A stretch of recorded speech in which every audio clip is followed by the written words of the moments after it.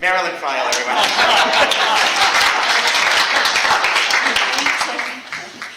Thank you.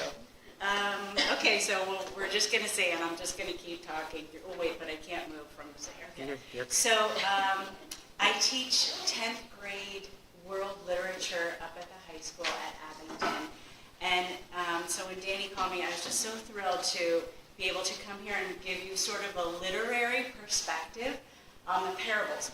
But what happened as I started to research the literariness of the parables, I was led to this larger topic of Jesus as a teacher. So what I want to do tonight is talk about the genre of parables, but then I also want to talk about Jesus as a teacher, as an educator, through the lens of being an educator myself. Can you hear me, or should I put the microphone on? You're fine. Okay.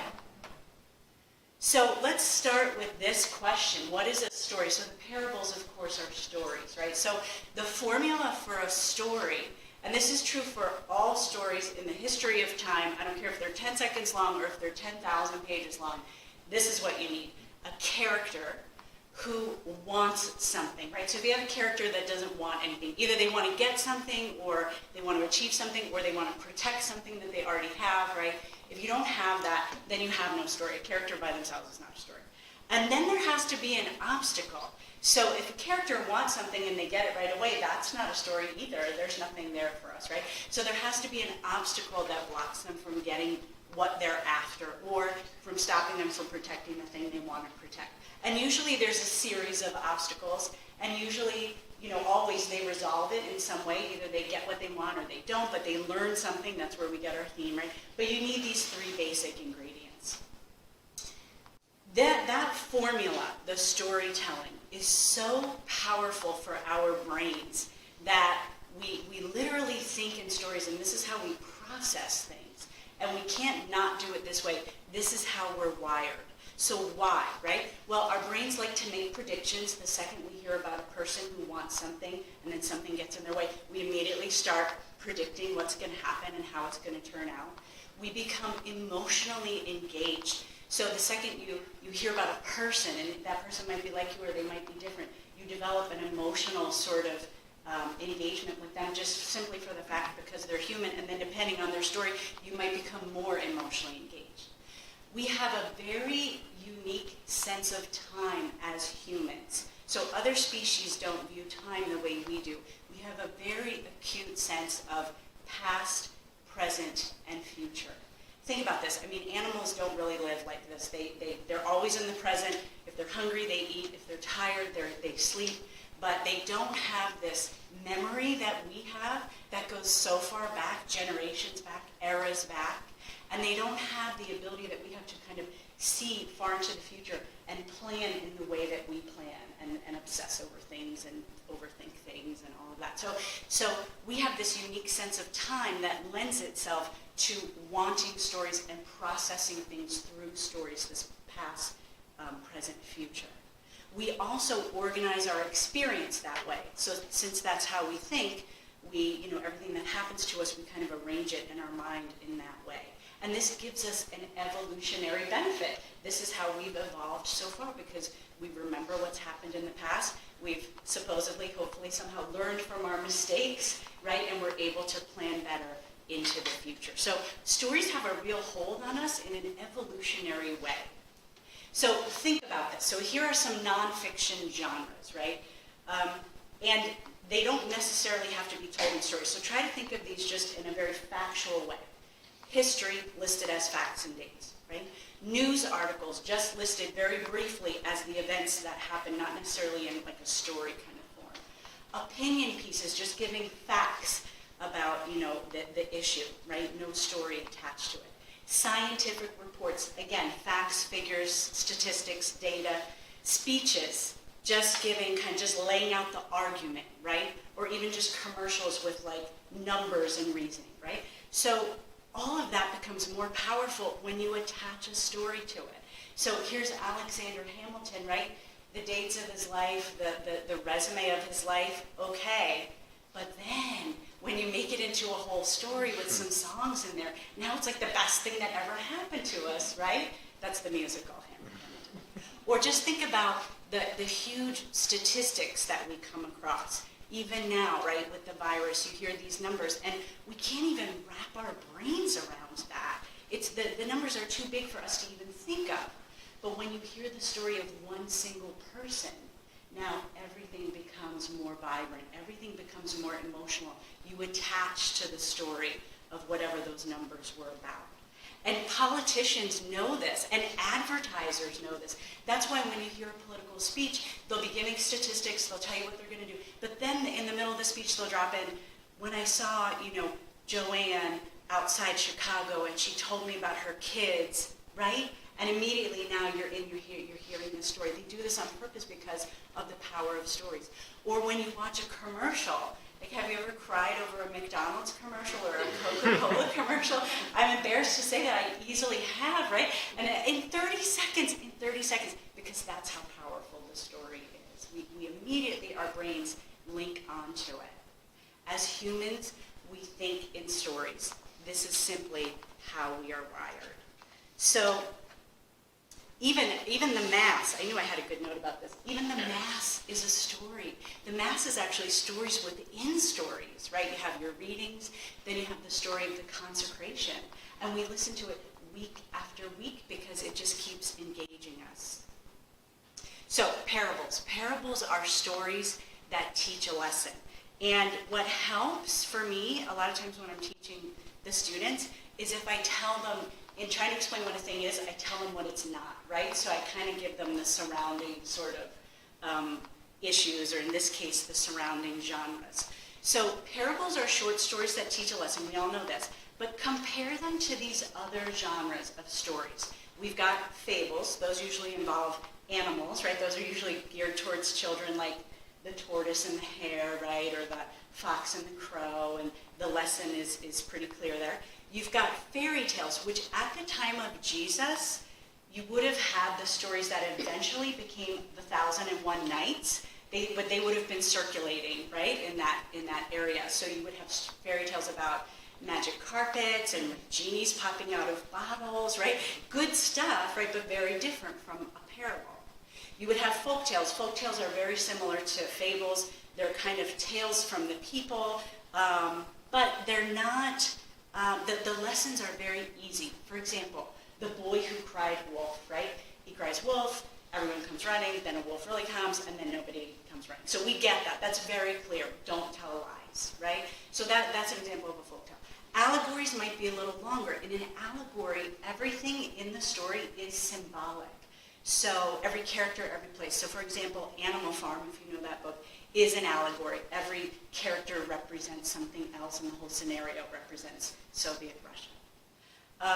Epics are very different from parables. They're so much longer, but I wanted to include them in the list to provide this contrast.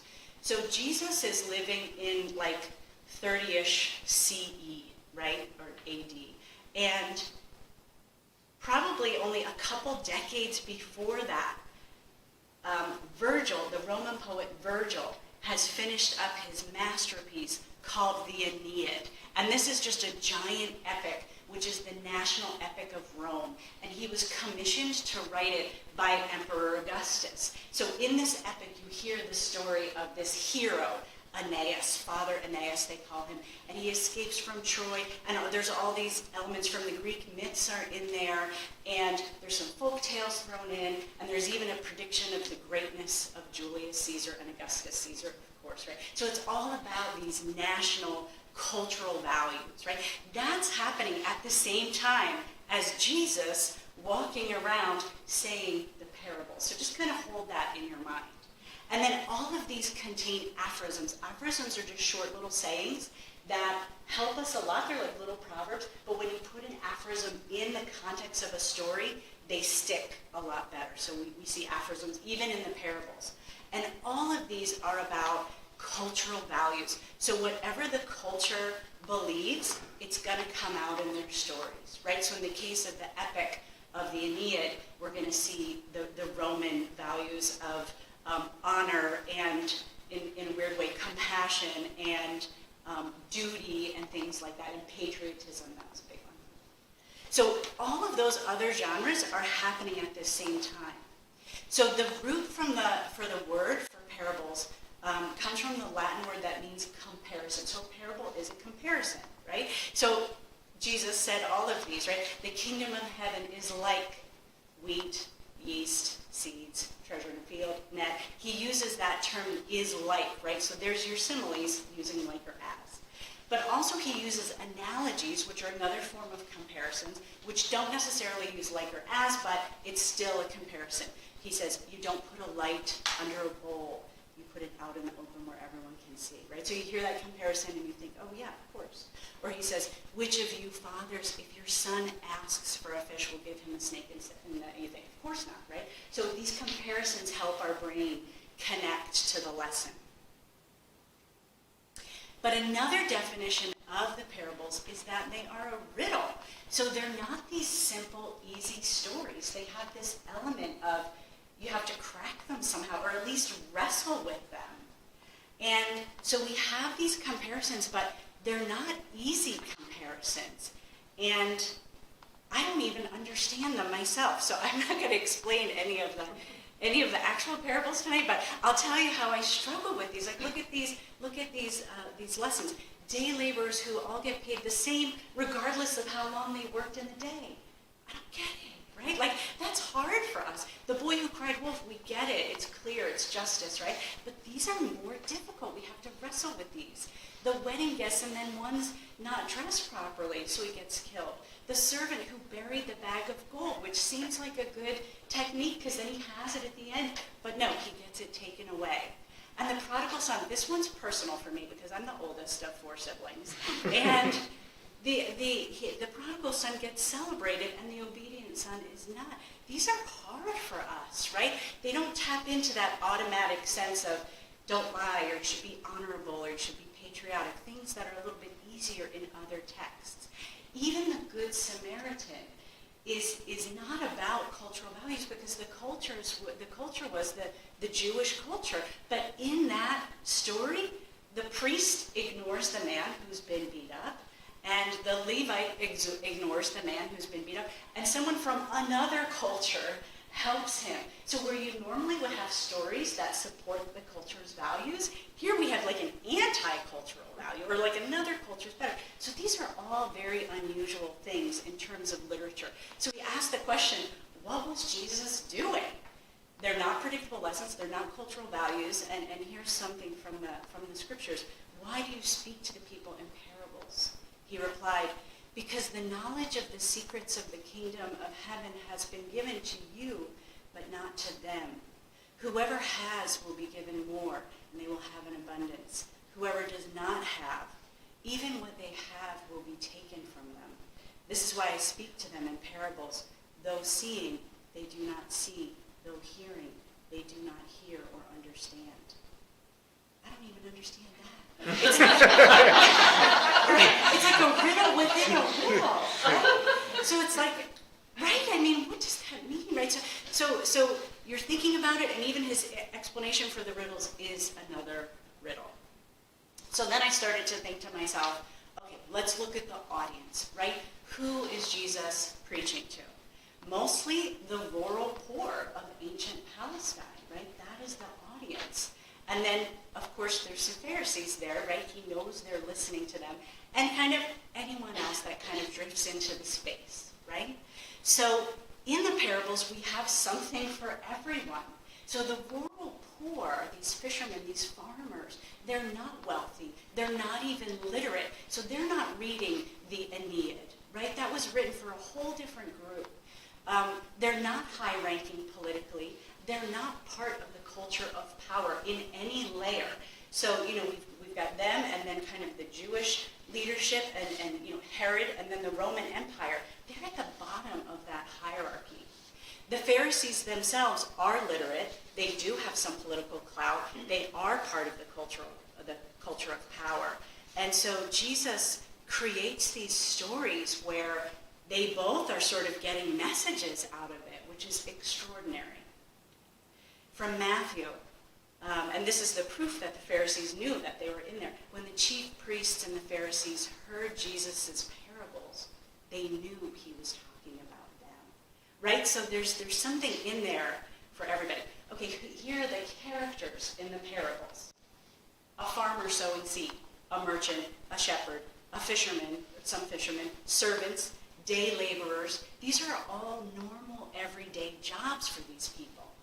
A woman making dough. A woman who loses a coin. I mean, these are just everyday things that the rural poor would have been able to connect to.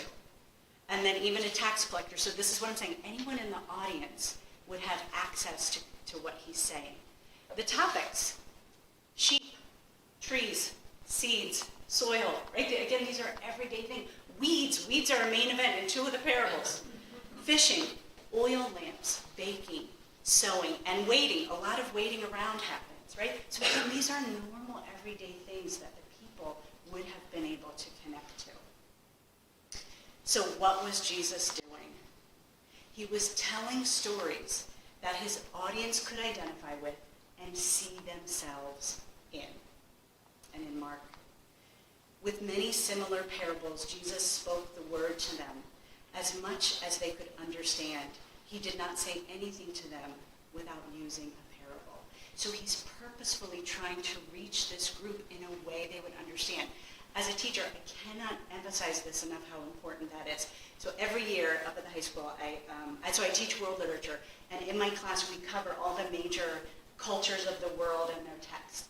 And every single year I have a student, at least one student, who's from another culture, who comes up to me either mid-year or at the end of the year and says, this is the first time in all of my schooling, well, this is 10th grade, so that's 11 years, that I have read a story that was told to me at home. And they say, it's changed everything. You know, I can't believe I'm represented in the public school system. I mean, this is such a hugely powerful thing, and I didn't even realize it, because if you're like me, you grew up and you went to school with stories that you knew, stories that were about you. But for people who don't have stories about them, this is a profoundly impactful thing. So that made me think of Jesus as a teacher.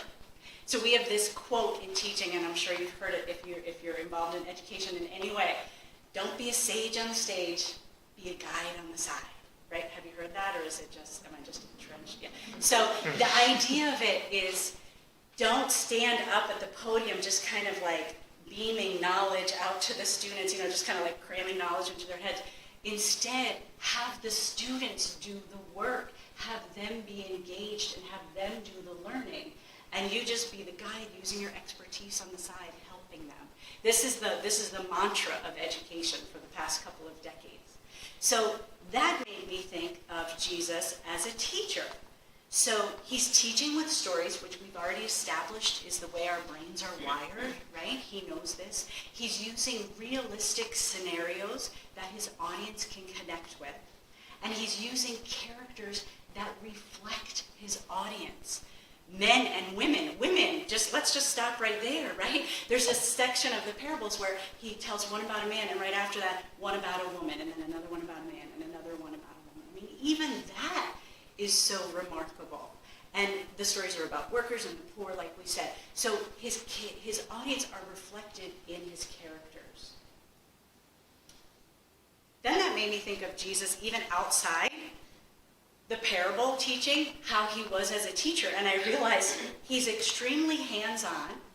When they came to him and said, what about the children, or, you shouldn't have your children here. And he said, no, bring the children to me. So now he's got a visual aid of the children. And he says, you should be like the children. Right? That's good teaching, right? He's got the visual aid right there.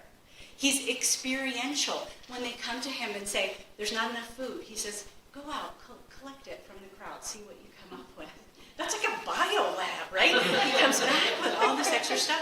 Now, they don't really figure anything out at the end, right? But he has the people doing things. He walks on the water, and Peter says, how do you do that? I want to do that. And he says, I'm doing it. Come on, do it. That's modeling, right? These are all the things we talk about in education, and Jesus is doing them again and again and again.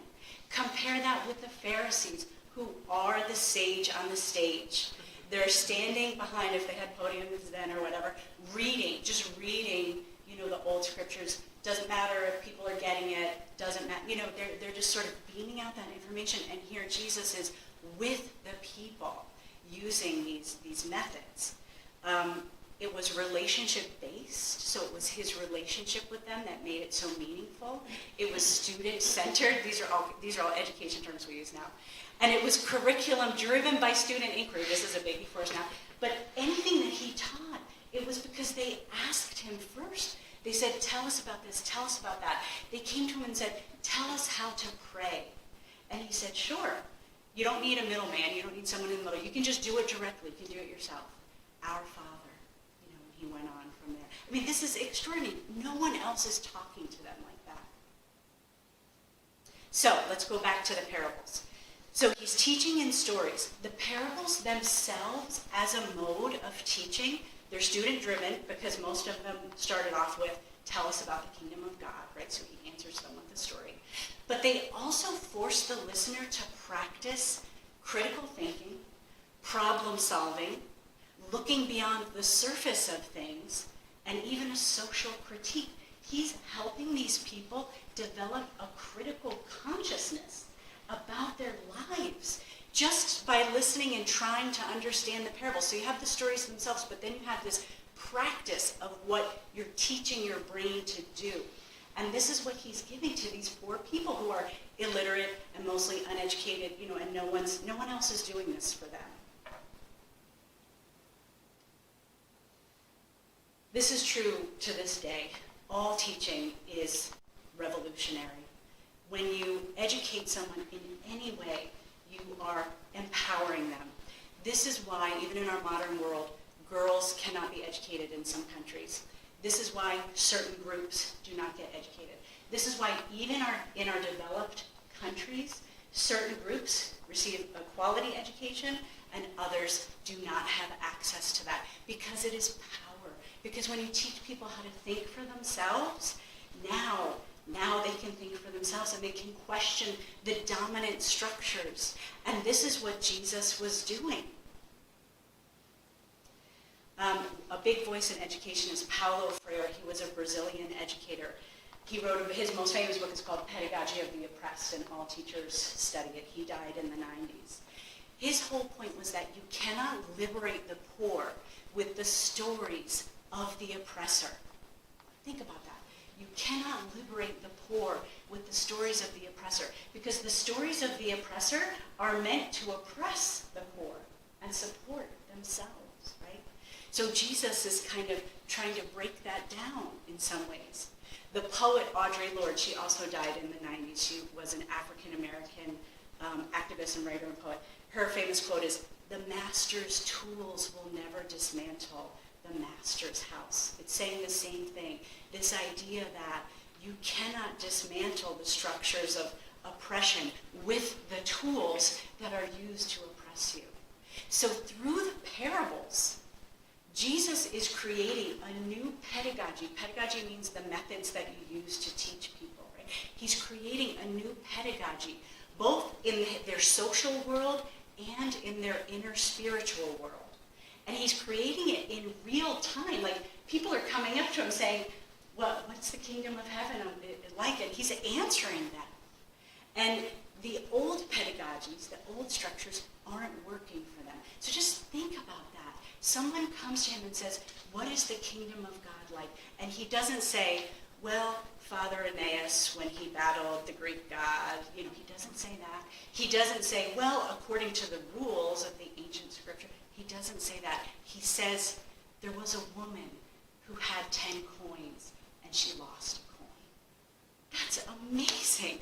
For me as a teacher, that's such an act of compassion. It's such an act of revolutionary love to talk to someone like that, to meet them where they are, and to just give them what they're looking for, and to help them to become better thinkers.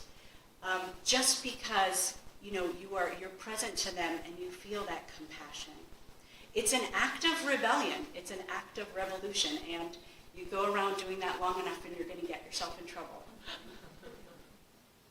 So the parables are not lessons in cultural or national values. They're not for entertainment, although they are stories and you enjoy listening to them. But they're not like, Aladdin coming out of the lamp. They're not stories about how to get worldly power or fame, which a lot of other stories are about, even back then. They're not children's morality fables, and they're certainly not one-dimensional. What the parables are accessible, engaging, multi-layered stories that enable the listeners to develop a critical consciousness about their lives, both inner and outer, both spiritually and in larger society. The parables empower people. So where does that leave us today, right? We don't live in first century Palestine. I encourage you, as we go through the next couple of weeks, to think about, as you listen to the parables, to think about this idea of how can I better liberate myself? How can I further free myself from the things that bind me in my heart and in my mind? And then think of Jesus as a teacher and ask yourself, how can I better meet people where they are? How can I be more present to people? How can I practice even more compassion for them wherever they are? How can I practice love for them? And not just a regular love, a revolutionary love. Thank you.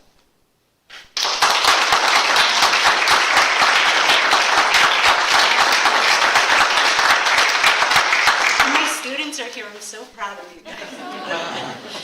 Can I answer any questions? Again, I don't have a whole lot of answers about actual parables, but thank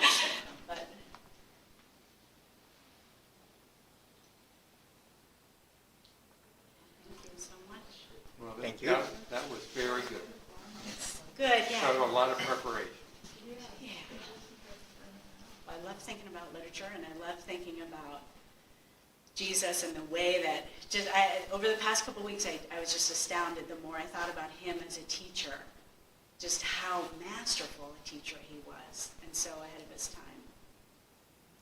So enlightening, and you present it in a way also that you bring us in. Thank you. Right. Good. So, which I'm sure your students are very, very lucky to have you. Well, but I would then assign like a half hour of homework, so you don't have to. you know, Thank you, Marilyn. Yeah. She does make you want to be in school, doesn't she? I was there all day. I'm like, let's go back.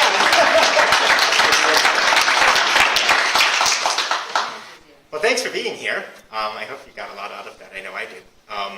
We are going to transition to continue with our mission for this evening into the church for evening prayer vespers. So if you're staying and you're willing to stay, we encourage you to head to the church. We'll get started in 5 or so minutes. We just got to switch cameras and get ourselves up and running again. All right? Thanks.